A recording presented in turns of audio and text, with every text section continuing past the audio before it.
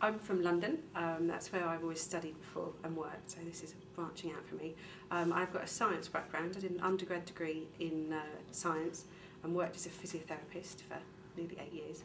And then I kind of changed the circumstances, changed a career, switched to human rights, and I did a master's at the Institute of Commonwealth Studies in human rights.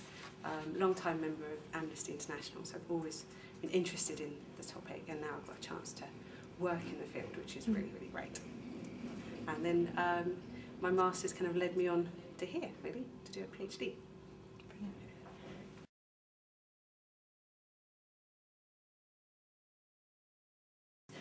Well, my PhD is about the accountability of state agents involved in deaths in custody in England and Wales. When I was doing my master's, I worked at a charity called British Irish Rights Watch, which looks at the accountability of state agents during the Northern Ireland conflict. And from there I moved to a charity called Inquest, which works primarily supporting families after deaths in custody. So since doing my master's, that's the kind of work I've been involved in.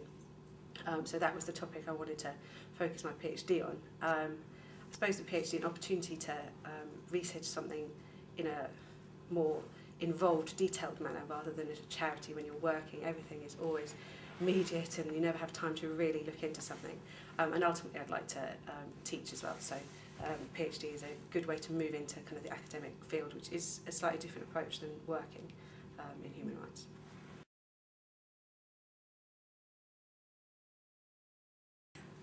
Well, mostly I chose the University of Essex because of the Human Rights Centre, but generally the University of Essex comes out brilliantly on the research side in all the fields I'm interested in, kind of politics, law, and sociology, which my kind of research covers all three.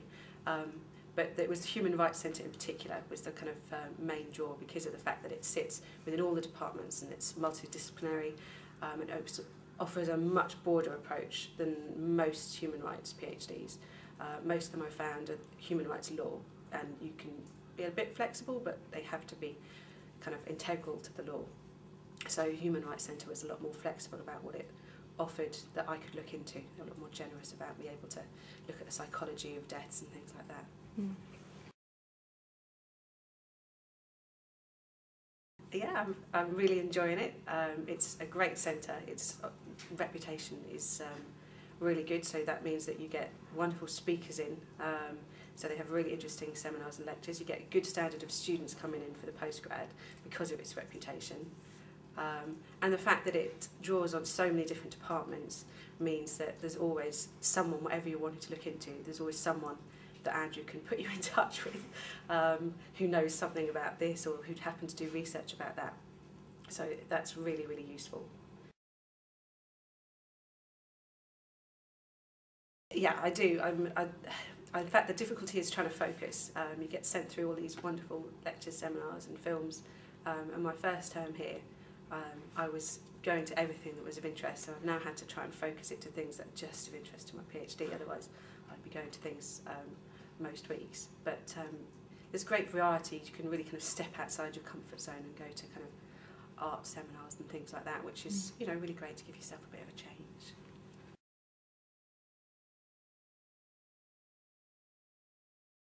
First and foremost, the staff are very friendly, very accessible. It's a small department, which I think helps because you get to know the staff and you get to know people. And I'd say they have quite a few postgrad students, so they've got the kind of grounding in that. And there's also a lot of opportunities offered by the Human Rights Centre. You've got Human Rights Network, which is for PhD students from all departments whose research is involved with human rights. So it's a great opportunity to meet loads of different students from the whole university and talk about human rights issues.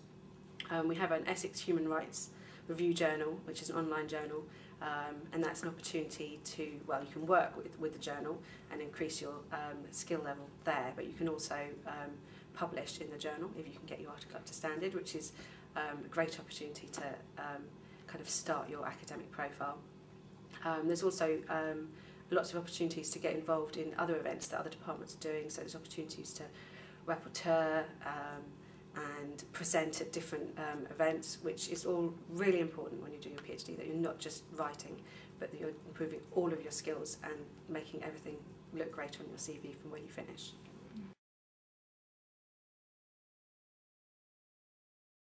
I'm hoping to go into teaching, so I'd like to kind of go on with the next generation and try and inspire people to be interested in human rights and see how human rights can be used in a practical kind of manner. I'd also like to continue the work that I do with the charity at the moment, and use academic research I do on a kind of policy lobbying basis as well, so that kind of you can keep the practical kind of grounding in human rights, which is actually making a difference rather than just kind of sitting in the academic sphere.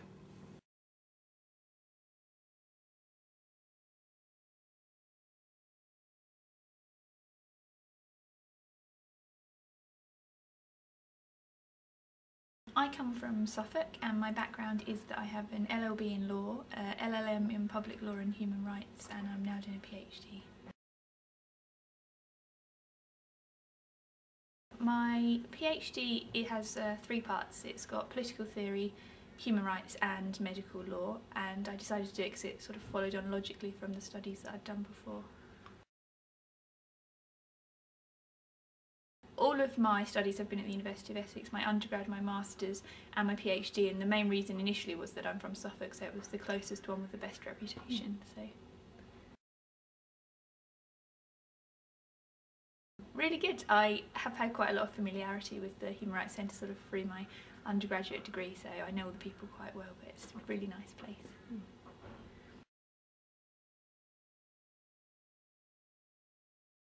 Well, my supervisor's really good, so that's offered me quite a lot of help, but I know that they sort of run courses for training and career development, and there's quite a network where people can get together and share information, so it's a nice sort of community to be a part of.